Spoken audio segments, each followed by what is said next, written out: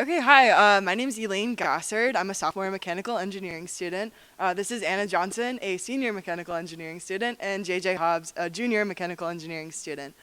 For the MUCAT, which is the Miami University Center for Assistive Technology design competition this year, we've created an assistive lifting wheelchair attachment that's going to use gas springs to lift the seat of the wheelchair. So kind of how we came up with this idea.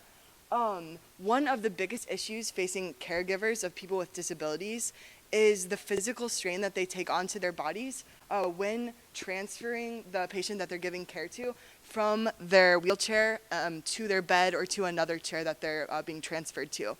And actually, 3/4 of caregivers report poor health conditions, and many of those are related to this issue.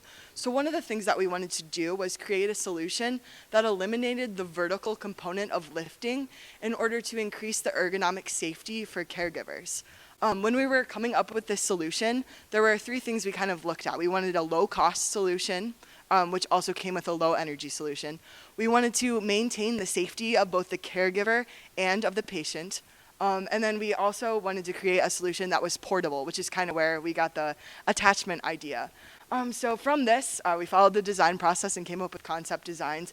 And what we finally came up with was a wheelchair attachment. And as you can see, these kind of white PVC pipes represent what would be gas springs. And on our device, there will be a button that you push, which would engage the gas springs on our wheelchair attachment. And then the caregiver would lift up the seat with only 20 pounds of force rather than the full weight of the individual in the wheelchair, which is usually 120 to 140 pounds.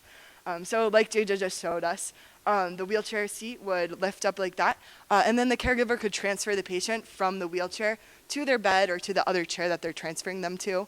And then when the patient was ready to resume kind of normal function in the wheelchair, the caregiver would place them back on the wheelchair, and then just like an office spring, it would go right back down into neutral position, and then you would lock the locking gas springs once again.